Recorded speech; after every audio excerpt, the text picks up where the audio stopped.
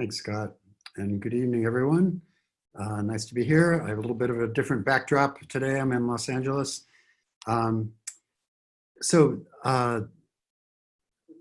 it always seems that topics kind of come from different directions all at once. And so the sort of theme of the week seems to emerge. And this one has come from different directions this week. And it has to do with, the topic is humility. And humility in the context of recovery and what that all means and what we're aiming for with that. So I think what struck me, I think recently, for 10 years, especially as social media has really come of age, and is this the prevalence of people creating this constructed social reality about themselves. And I think we more and more are presenting a positive face to the world, which is fine, but I think sometimes it's not always an accurate face. And I think sometimes when we do have issues or problems or concerns that make us look less than perfect, sometimes we feel like that's a weakness or something we need to hide from the world. And I think that's where humility comes in. Humility has its word and its roots in the same word as humble, being humble, which I think also have its in common with the word for honest in Old Greek and Latin. But for me, humility isn't something that is putting myself down or somehow putting myself in a lesser light than it is. It's really an honest appraisal of myself. And that can be not only the things I am concerned about, but the things that are my gifts and talents. It's an honest appraisal in the way that much the work that we do in a fourth step or in other step work is really an honest look at ourselves. And I think if we don't have that ability to capture and approach recovery with that degree of humility, it can be a problem. So a lot of people, I think, clients especially, but people in general, look at humility as a weakness. It's something wrong. It's can be self-deprecating. It's certainly not something to strive for. And I think it's really important to see that it can be a really valuable role in recovery. Without it, we really lack a willingness to accept things. And all those early steps of the recovery process are all about willingness and acceptance, and they really rely on an ability to kind of take a step back out of our egos and really take a look at what's going on, to be able to hear suggestions from people, to be able to, that expression to be teachable is important, to take a look at ourselves. I think none of those are possible if we have this wall of defenses built up with our perfect persona out there. So really, humility is about understanding who and where you are in life with an accurate portrayal. And I think free of delusions, free of false selves, free of all those constructs that we make in our lives to kind of feel good about ourselves and really to defend against doubt, self-examination, things that we may need to improve in our lives. So I think humility is really powerful. And I think there's one other thing about that, and that it really requires, and this is maybe where people struggle with it, it requires a belief in something greater than ourselves. And I think that, of course, is another part of the 12-step process. But I think with humility, it allows us to understand that we don't have all the answers, that we don't necessarily know always what's best for ourselves, that we aren't perfect, nor should we expect to be. And I think humility, for me, as far from being kind of a defeat of accepting weakness, it really allowed me, it was great, it was incredibly liberating, because I don't have to be perfect. I could give that up and not, beat myself up or be a victim or drag myself down in the mud, but to really look honestly, okay, where can I improve? Where do I do a good job? Where do I not do such a good job? So humility really makes all that possible. So a couple steps, I think, to help humility.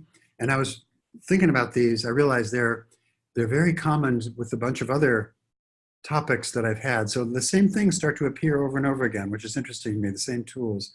But the first one, I think, for humility is to just really spend time listening to others. And that giving ourselves the gift of having people in our lives who can be a mirror back to us, to reflect, where we can really hear and listen to what they're saying without judgment, without defensiveness, without saying no, no, no, but just really taking it in, I think is really a critical part of learning how to be humble in program in terms of humility.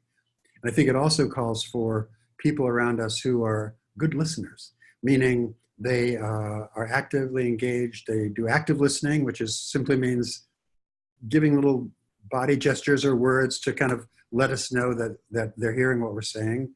But it also, the art of being a good listener is about not necessarily jumping in, not necessarily giving advice unless it's asked for, not necessarily making it all about me as the listener. So that ability to really be open to feedback, I think, is really a critical first step. And again, in early recovery especially, I think that some of that stuff is painful. We don't want to see that about ourselves. And so I think the practice of that is probably a good one and a healthy one. Second one, I think, and this again is one of those universal skills, I think practicing mindfulness is really critical for humility. Mindfulness simply being aware of what I'm feeling, what I'm thinking, the situation that's going on around me, just being conscious, being awake. And I think that also really helps, because if I'm mindful about my reactions to something or my reactions to even what people are telling me, giving me feedback, it really is a key to where I can learn what issues other people may be seeing and what I'm doing right. And so I think it's essential feedback from the world that, in my experience, most addicts are closed off of. They just don't want to hear it because it's threatening. It's going to jeopardize my little addictive system that I have all packed up nicely to defend against prying eyes.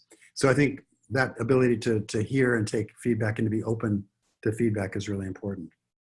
A third one, being grateful for what I have. And again, I think gratitude is this universal super pill, superfood against shame and against fear. And if somebody sits down, if I have a sponsor or a friend or some trusted person in program who says they want to talk to me and give me some feedback about something, my stomach goes into knots, and I go into my wounded 4-year-old from an alcoholic household, and learning how to sit with that and be there for it. And I find that gratitude really gives me the power to kind of calm myself and sit through that situation. So gratitude, again, mindfulness, asking for help. This is something that should be so easy, right? But I think for addicts, asking for help goes to that old kind of way of thinking about humility, which is basically that I'm weak, or I can't do this myself, and I should be able to do this myself. And that really isn't the way out. I mean, that got me in all kinds of trouble, thinking I had to do it myself and I knew the best answers and the only way to do it. Humility is all about asking for help, being open to feedback, being part of a group effort. And that really is also incredibly important, to not only know when I need help, but to be willing to ask for it, which is showing not only trust in people, but trust in myself to be open to the feedback, that I am not my own higher power in that process. And part of that asking for help, I think, really means seeking feedback into my daily life. So I think it's not enough to really once in a while go off and receive feedback, to ask for help, but to really be open to it wherever it may come from. And that may be in a meeting, it may be at the meeting after the meeting, it may be in conversation, it may be from someone who maybe doesn't know me that well, but I think we get all that information from really valuable sources that we may or may not know. But I think to constantly be open to it, to be teachable, to be willing to hear it. Because if I get defensive and drop into my bubble, put up the walls, I'm really closed off, and it's really a very isolating place that is not in a state of humility. And finally, to kind of practice the art, that I guess I could have lumped that in with mind. To me, mindfulness is just kind of the act of being aware as I go through my life. Self-reflection is really a more active process, a practice, like my meditation practice, where I really sit down and reflect. Reflect on uh, what I've said, what I've done, what I could have done better, just kind of a self-appraisal without without the shame, without really overdoing it, but just kind of as realistic as I can get. Like just actively involved in what I'm doing and how I'm presenting myself. I think one of the great little exercises for that, and then I'll put up, is you know, Facebook, Instagram, all these places where we construct the life that we want other people to think we're having. All right, whether it's trips or fabulous meals or cars or all these glamorous people that are in our lives or whatever it is, you know. And I think if I find myself thinking too much about what people might think, then I've kind of dropped out of humility. Then I'm starting to construct that reality for other people's for effect. And I think that's not a good place for me to be as an addict. I really need to be kind of just who I am and let the chips fall where they may. So I think social media for me is a constant test, a reminder, kind of to check myself and see what's my motivation for posting this. What's this all about? So that's my 4 cents, I guess more than 2 cents, a few more cents on humility. And being a humble person, I will shut up there and we'll see what people have to say. Well, I'm not going to let you shut up that quickly. The tools for humility, can you just kind of give us the list again real quick? Because I think I got a request in the chat feature. Somebody was writing them down. Got a little behind. So to spend time listening to others, to be open to feedback from other people, to practice mindfulness as part of a daily process of just observing ourselves, to be grateful, practice gratitude, to be willing to ask for help when we need it, to seek feedback from others on a regular basis, and finally to kind of have this reflection on our actions and words and what we're doing and kind of how we're doing in that sense. Thank you, David. We've got a couple of questions in the Q&A, but I wanted to ask a couple for you real quick. In terms of the 12 steps, are there certain steps that we should work and expect to develop some humility through working them? And if so, what is that process like? You know, I think humility is really woven into a lot of the steps. I think the second step, you know, when we discover a power greater than ourselves, I think certainly is one that requires humility to embrace.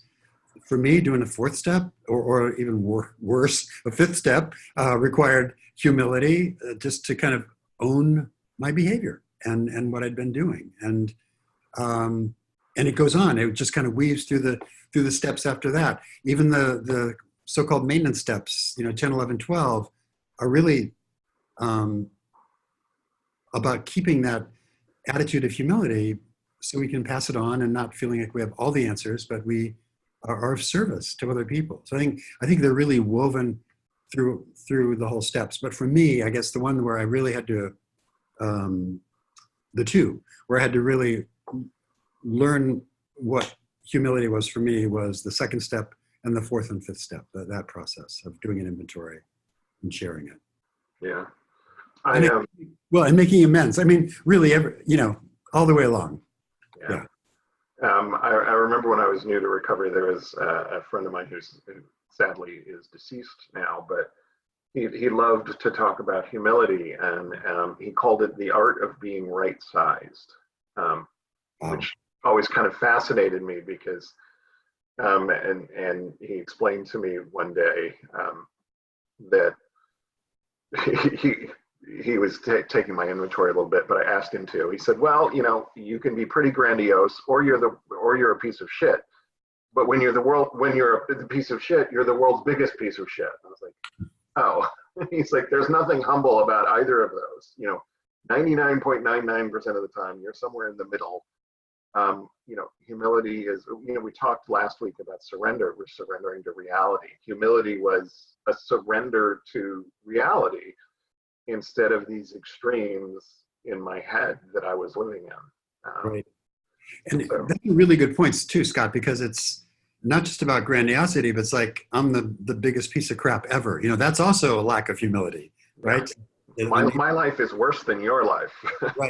Right. sometimes in 12-step meetings, people start playing that game where it's like, oh, my life is worse than yours. I was like, oh, get over it. We all had some crap. Right. Right. So I also wanted to, I love that you brought up social media and humility, because it's just, I don't know that social media has anything to do with a humble life. I don't need to see a picture of your coffee every morning. What possesses people to do that? Is it a lack of humility, or is it a need for validation? What's going on there? I think it's a you hit it with, it's a need for validation. I think we, as technology has grown, the kind of real-time feedback we get from the world has lessened. And I think we kind of project out this image of our ideal selves, right? And I think, unfortunately, that really only serves to kind of bring everybody down to a lower common denominator, because the clients I've had will look at social media, and really can be a toxic place, because from their point of view, if they're not feeling very good about themselves, everybody else is having a fabulous time. Everybody else has, wonderful lovers, and they're going on these exotic trips, and everybody else but me. And I think, the reality of all these people that are posting stuff, yeah, they may be having wonderful times, but they have, bad days too, but we don't see that. But I think it gives this false impression that everybody else is living a better life than I am. And I think that's a problem that we need to really fix, because it's kind of escalating, right? It seems as social media gets more and more, people need to be more grandiose and more exotic and kind of outdo each other. So I think, yeah, it's a problem for sure. And I'm not sure people want to see reality on social media. I mean, if I post a picture of my idiot cat who's sleeping back there, I'll get 100 likes. If I post a link to a blog I wrote about the roots of loneliness, I get 8 likes. And it's like, oh, okay. And it doesn't really bother me. But I just think, wow, you'd rather click on a picture of my sleeping cat than actually, take 30 seconds to read a blog about something important to me anyway. I just think it's weird that that's how social media responds. And if I needed the validation, I wouldn't be getting it. And by the way, since we're talking about social media, the brightest minds, right, in technology are designing these algorithms for Facebook and Instagram, and to really just keep us addicted to that page, keep us scrolling through so they can get their advertising revenues. It's not accidental.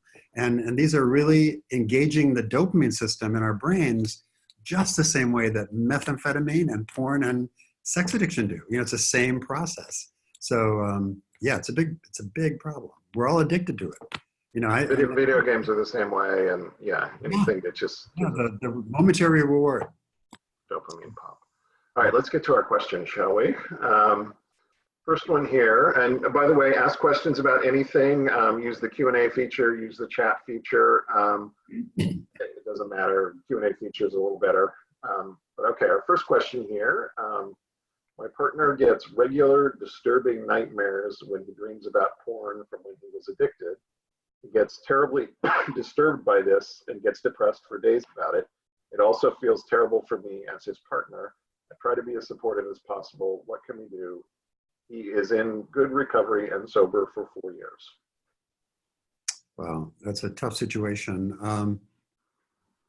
Dreams and nightmares, worse, are something that a lot of people in recovery have to deal with.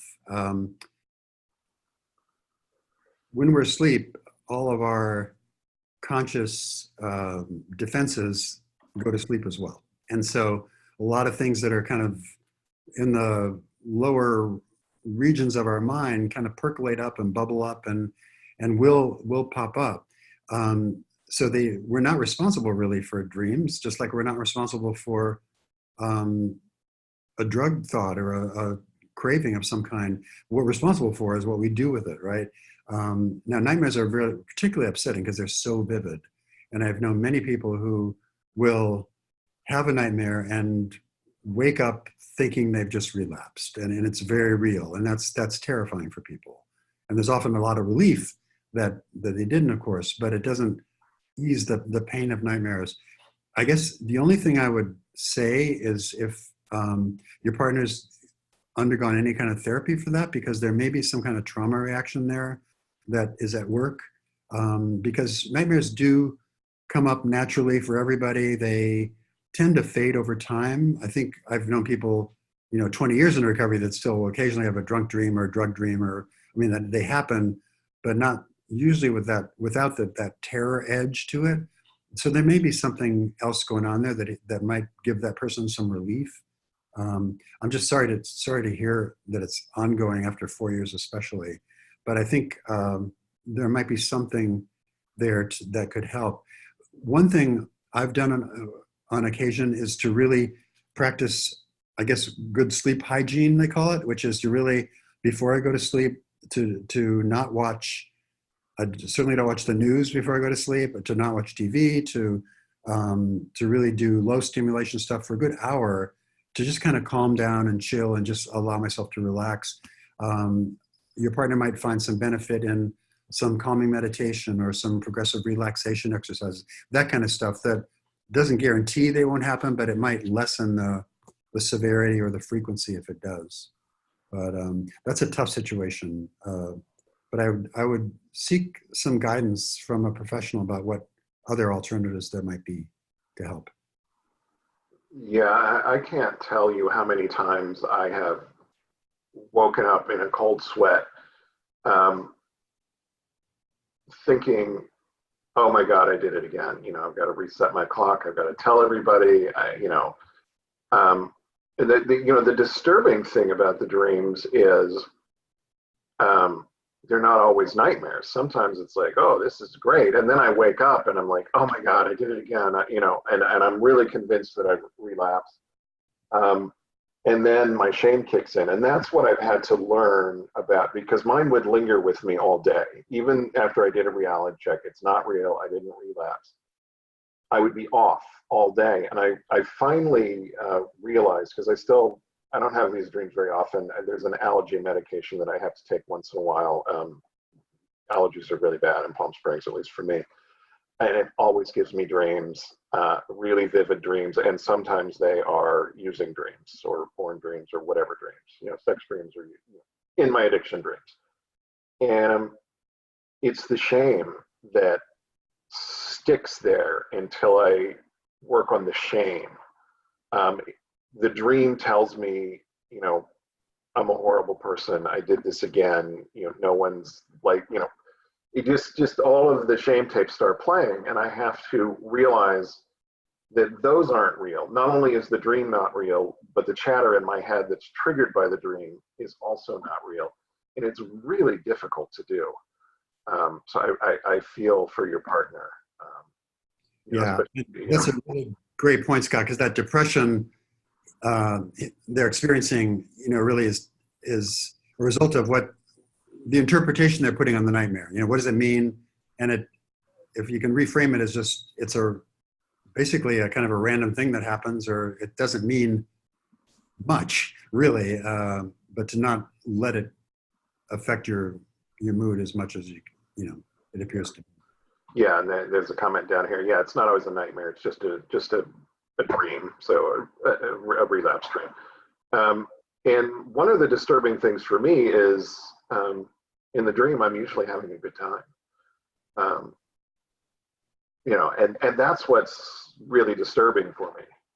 It's like, I know there's a part of me that still wants to go out and do these things that, destroy my life and the life of people around me. So I've actually had clients, all meth using clients, who would have those dreams and wake up and say not that they were relieved they hadn't used, they were disappointed they hadn't used. That the intensity of it was so vivid and real that they were ready to use. And so they are powerful. I mean, it's very real experience. So it takes some kind of mental grounding when you wake up to not let it really take hold. Yeah, and I think early in recovery, it's much more likely because everything is fresher and we're still working through it. I mean, now I only get them when I'm on this particular medication, um, which helps me breathe so I can sleep, but then it helps me sleep horribly. Um, so yeah, next question. I've been coming here every week. Thank you. We appreciate that. I've been doing fine with my recovery from sex and porn addiction for over 3 weeks now. Great. My concern is that I still have repeated thoughts or images about my acting out when I was hooking up with strangers. It's just like PTSD. I'm trying meditation to ignore those thoughts, but sometimes they're getting too strong and I feel bad about myself. The next thing is that my acting out happens again. This happened multiple times before, and I don't want it to happen again this time. Is there any better way to deal with it? Excellent question. Very much on the line of what we just talked about. Yeah. So congratulations. And for putting time together, in my experience, a lot of it is putting more and more days together with each cycle. So that's really important. I think it is like PTSD. And PTSD really is the reactivation of signs and symptoms, thoughts and feelings from certain triggers. And I think sometimes when those get reactivated, the same dynamics are at play. And so what I've found helpful for people when they're in that situation is to really kind of not just be pushed and pulled from one extreme thought-provoking worry to another, then moving into action, but to really kind of drop underneath a little bit and try to look at the thoughts and feelings that might be going on under there. Because to me, the PTSD symptoms, the triggering, are kind of the behavioral manifestation of this addiction cycle. I think one effective way, as opposed to just kind of trying to keep them at bay, one of the better strategies to deal with those might be to try to look at the underlying thoughts, feelings, what's going on with those, whether it's maybe a trauma reaction, whether it's some kind of mood issue, whether it's your some core beliefs kicking in, I'm unlovable, or I'm a worthless person, or whatever the self-talk might be. Those kind of things to kind of drop down into kind of the nuts and bolts a little bit and see what might be going on there that keeps this cycle repeating. Because I think the repeated thoughts are really kind of a symptom as opposed to the problem itself. They're problematic, of course, but I think really to kind of do some examination, see if you can figure out some patterns, what triggers you, and more important than once those are identified, to figure out some healthy skills. I assume you've done a boundary plan for your recovery to really kind of take a look at that outer circle, which is the healthy recovery-based activities that kind of keep you on solid ground. And I would really maybe beef up those, take a conscious look at those to really strengthen your overall program, as opposed to just being in a cycle of reacting to getting in trouble. So your experience is not, and I in no way kind of want to shame that, because it's a very common experience and a very normal one. But I've seen people get trapped in that for a long time, and I would hate to see that happen to you. So if you can kind of break some of the thoughts that lead to it, some of the feelings, and kind of get an understanding of your patterns that are part of that ritual that you fall into.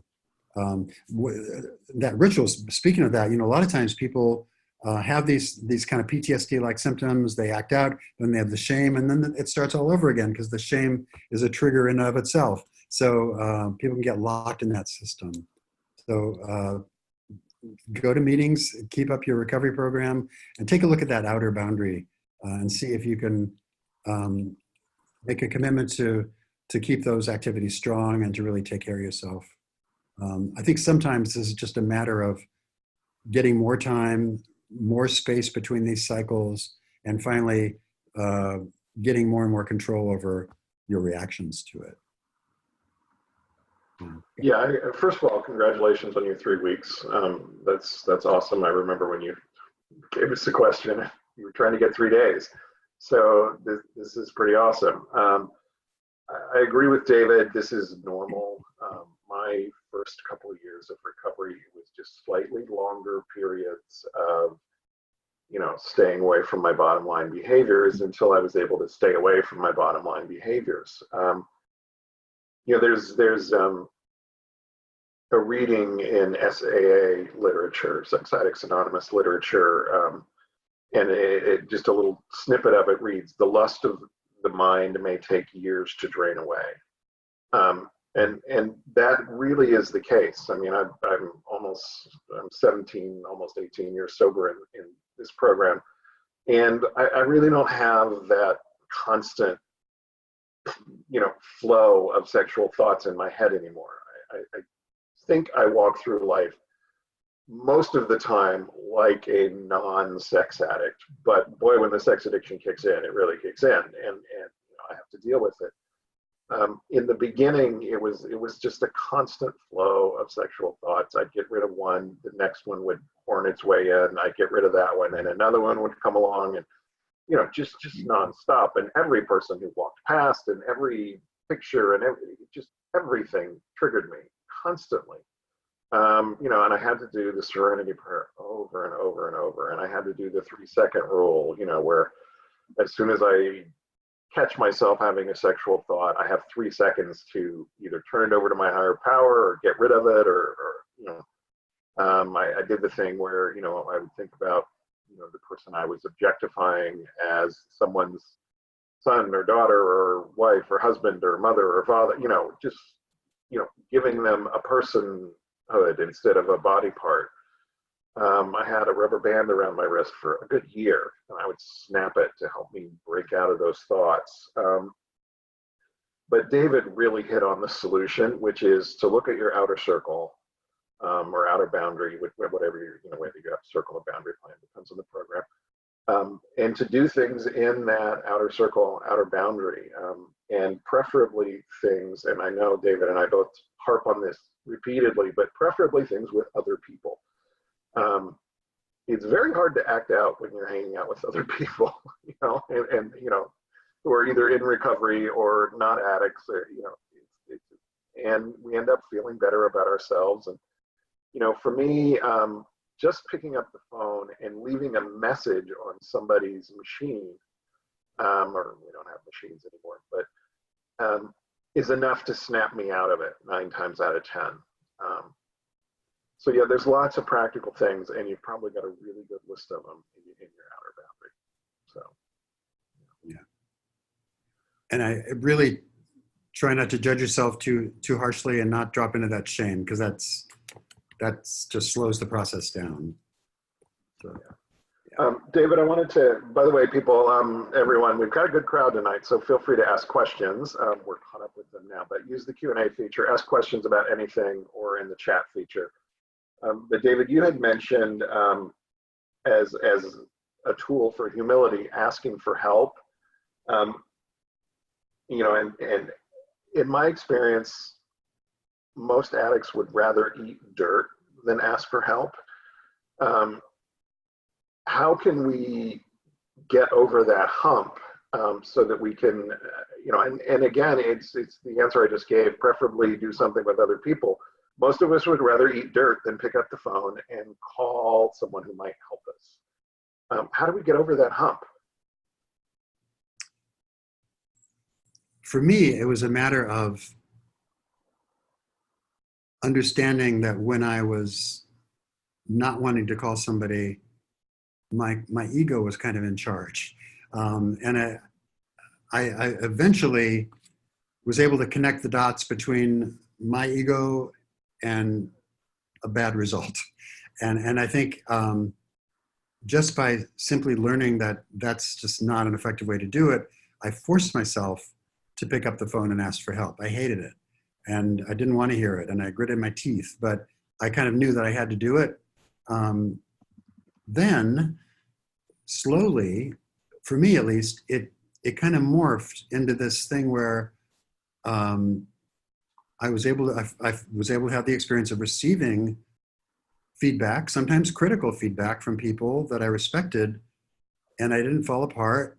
I actually learned something because I was open to receiving it, and suddenly I was seeing beneficial results. And so I think for me, it was just like, it was kind of the same process as my whole addiction, but in a little tiny way. I didn't do anything until it was so painful doing it my way that I had to do something else. And I think by cutting myself off and not asking for help, you can't really recover in a program in isolation. You just can't do it. And I sort of learned that. And so I think just being forced to do it, and then kind of learning that, ooh, this kind of feels good, to have people that they're concerned about me, and I could return the favor sometime. And it was a much healthier way, a much more validating way. And to just kind of tie it back to social media, I think one of the things we're looking for when we post our constructed reality on social media is validation, right? And so you use that term early on, Scott, and it's true. We're looking for validation from the world. And I realized there are much healthier ways, and actually ultimately much more satisfying ways to get validation. And that's to really have a good conversation with somebody that I trust, and a meaningful conversation about things that have the potential to change my life, or certainly change how I view my life. And so I think it just started to feel good. And I think that probably happened at the same time that I was more and more teachable or willing to hear. It was not overnight for sure, but I think it was a slow process. But you're right. I think we're all so resistant to it. And for me, it wasn't at all that I thought I was such a special, fabulous person, but I was really afraid of what people were going to tell me. I was afraid of what I was going to hear. And I didn't want to hear that. I didn't think I could deal with that. And I guess as I got stronger and felt better about myself, I was able to receive it. But for me, it was a slow process, and I was pushed every moment of it, gritting my teeth and digging my heels in, but it happened slowly. Yeah, that's kind of my experience too, is, I would hear people would look at me directly in the eye and say, you can't save your face and your ass at the same time. And because I was very busy saving face, and they knew I was struggling. And some of what broke the ice for me, I think, was just being social with people in recovery, just going out for the hamburger after the meeting, and laughing a little bit and having some fun. And it made it easier to call somebody, and, when I actually needed somebody to just pick up the phone. So yeah, but it was very slow. Well, yeah, and you can't sit down and have some heart-to-heart, deep conversation with a stranger, right? You have to establish those connections first, and it happens over the meeting after the meeting, or those casual social things that deepen. Yeah. Okay, so we got some questions here. Speaking of circles, so this is circle plans, boundary plans. I have a question regarding recovery. I have had a fetish since I was a kid, and it got tied into part of my acting out while I was in my addiction. I'm in recovery now, but I still want this particular activity, not the acting out, but the fetish. It isn't hurting anyone, doesn't involve anyone, doesn't involve drugs, alcohol, etc. Should I stay away from this behavior, even if it's something that I just enjoy? Very good question. That's a great question. And it really brings the focus on a couple maybe misconceptions sometimes about program and recovery. And that, I think, the rap against sex addiction from some people is that we're just all about controlling sex and limiting it, and it's very sex negative, if you will. And in reality, I think we want to be really sex positive, which means that, we recognize sex as a really healthy part of life, and a part of a fulfilling life, and an essential part, actually, not only for our mental health, but for our physical health. So I think sex is important. We want to keep it in a positive frame of mind. To that end, I think kinks are fine. Fetishes are fine. Sometimes people come to us for treatment because they're concerned about a fetish or a kink they have. And that's not something that's necessarily pathological, unless it's, abusive or harmful to someone. If it's consenting adults, that's not something that we can diagnose, and it's not an addiction, right? So the addiction is the compulsive behavior that's kind of self-destructive in ways. Now, and the situation you're describing is one we do see, and I see it particularly with a lot of the chemsex clients we treat, where methamphetamine particularly is such a strong bonding agent, where people have gotten into some particularly kinky or fetish behavior, and in and of itself, there's nothing wrong with that. But in their case, it's been tied to this addictive state. And that suddenly kind of changes the game a little bit, because it gets, you're playing with fire, because those pathways in the brain and the arousal templates we've talked about, the kind of little map of what we find appealing, when we kind of distort those with addiction, whether it's sex addiction, porn, chemsex, those are really, they're super stimuli, right? So they make those things really bright and shiny, and they outshine kind of regular sexual satisfaction sometimes. So we always go to those places. And so that fetish and kink, while there's nothing inherently wrong with it, if it's paired with your addictive behavior, even though you're not doing the addictive behavior, I think it has the potential to be problematic. Now, that said, I've had clients in long-term meth recovery who were able to really successfully kind of detach the behavior from the triggering effects of it in terms of their addiction. That took a long time. And I would suggest being really cautious about that. I think this is where having a professional who could help you, who is kind of kink friendly, if you will, because not everybody is, but I think really someone who's not going to judge it, who can really see. Kink friendly, but who also understands sex addiction. Exactly. So someone who can help you find a way to maybe keep that as a pleasurable activity in your life without triggering you and undermining you. It can be done, but I would say depending on where you're at, I'm not sure if you said in your recovery, I mean, early on, I think it's a really dangerous thing to mess with that. And I talk about it sometimes when I'm doing talks with clients. I grew up in the north where we had a lot of snow, and if you've ever driven in snow, you know, the kind of tire ruts, your tires have a tendency to fall into them where cars have gone before you. And then when we have strong addiction-fueled behaviors, including fetishes and kinks, those create really deep ruts in our brain. And so even though we may have no intention of kind of falling into that addictive mindset, it's very easy to do because that's just the nature of it. So I think it takes time to kind of disengage from that and to really learn how to re-engage in a healthy way. And I think that probably takes some professional guidance. So just be cautious on your own, but explore. I think I don't ever want to say that it's not possible, but I think it's tricky terrain. Sometimes I encourage my clients to explore other kinks and fetishes. What else might you find enjoyable that's not paired with your meth use or with your sex addiction or your porn addiction, but to just be open. You know, I think we want to be open. We're sexual beings. Let's explore, but let's not feed our addiction while we're doing it. Yeah, I want to add that sex addiction is not in any way defined or diagnosed based on who or what it is that turns you on. Completely unrelated. That said, you can be a sex addict with fetishes or, but just because you have a fetish doesn't make you a sex addict. And a lot of people think, oh, he's having sex with men, he must be a sex addict. Or, oh, he likes to get in a sling, he must be a sex addict. Not true. Sex addiction is, out of control, causing consequences, an obsession. Also, your fetish, we can add to our arousal templates. We pretty much cannot subtract to them. So it's not going away. And you seem to understand that, which is great. But the one thing I would really strongly reiterate with David, and I know people who came in with fetishes who, after quite a bit of time and good sobriety, were able to slowly reintegrate them into their lives. And Dr. Rob would give the same answer.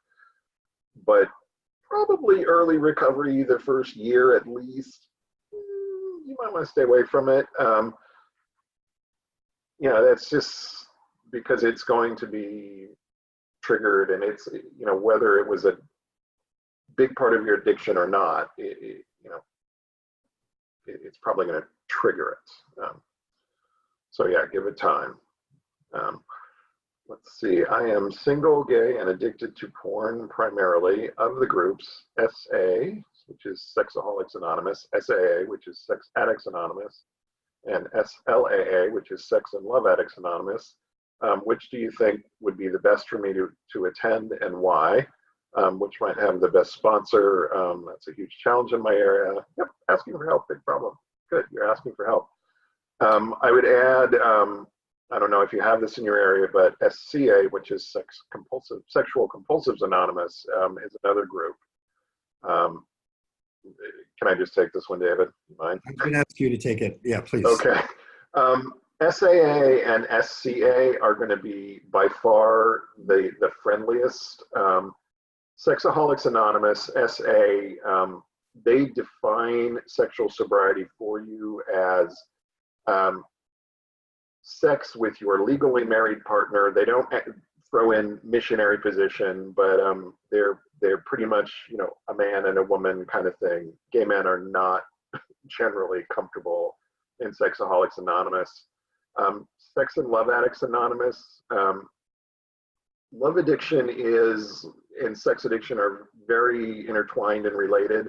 But as somebody who's addicted to porn primarily, I think you're going to be a lot better off in SAA, Sex Addicts Anonymous, where you define your own version of sobriety, especially if you're single, or SCA, which is a very, very, very gay-friendly version of SAA, which tends to be very gay-friendly.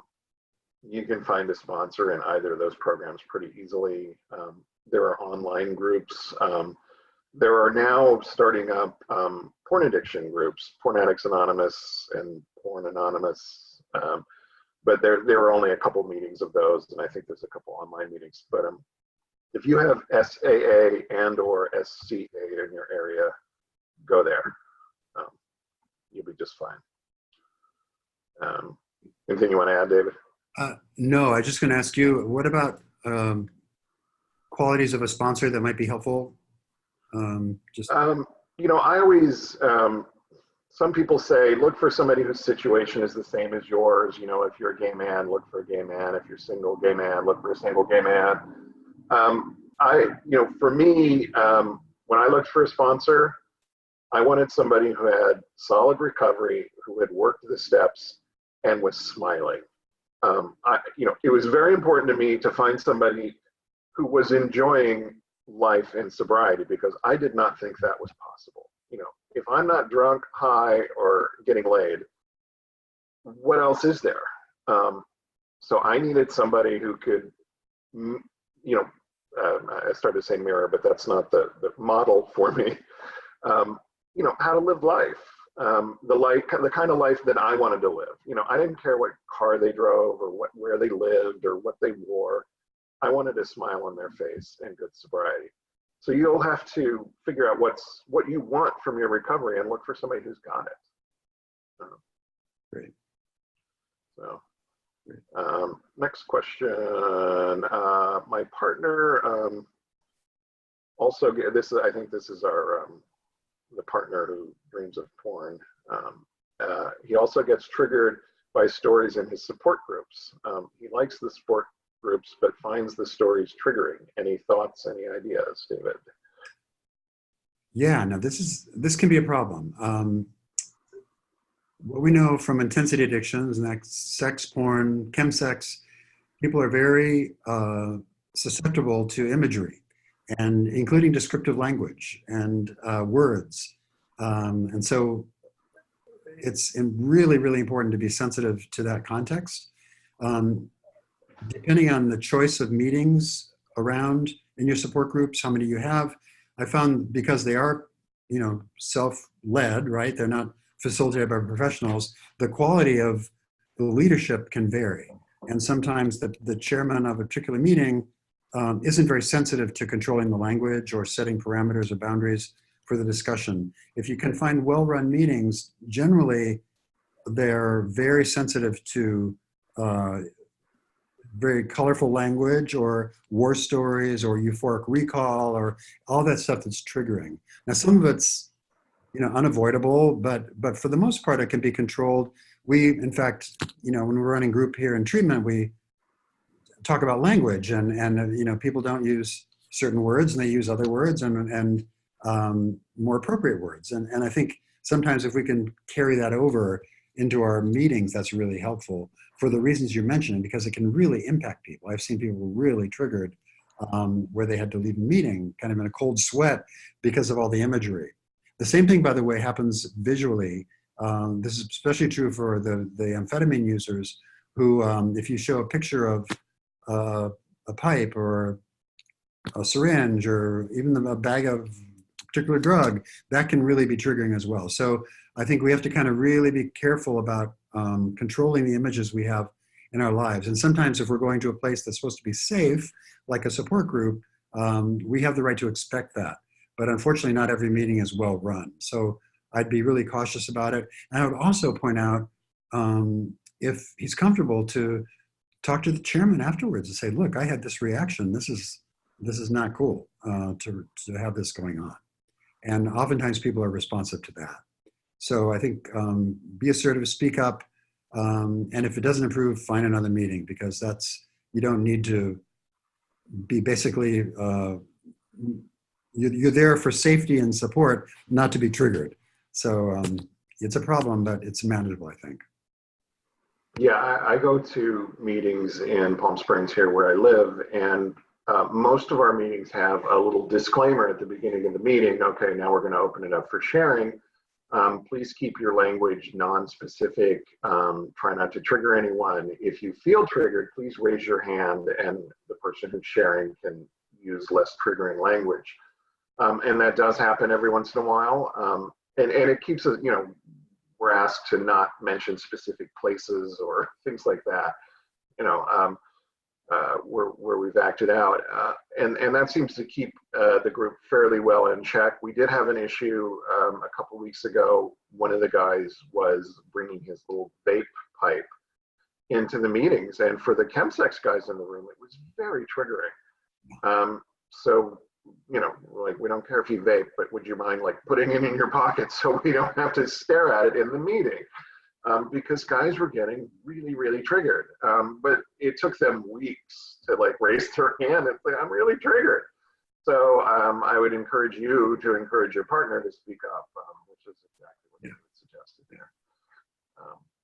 I think most of the time, if it's pointed out, people will respect that and honor that.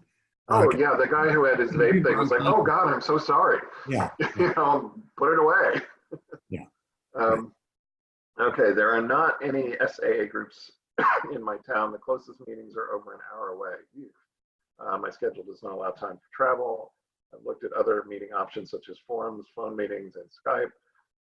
Is one method of that, such as Skype, since you can be seen, better than the other meeting options?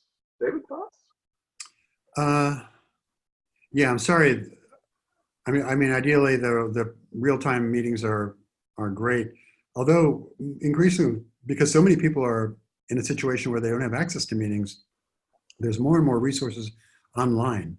I think a situation where you can see the other person and interact with them is really helpful. And we have some support groups on sex and relationship healing. In the Rooms has some meetings where it's a kind of a video chat format. You can turn your camera on or not, but you basically kind of have some of the effect. And I think those are a good substitute if you can't get to the real thing.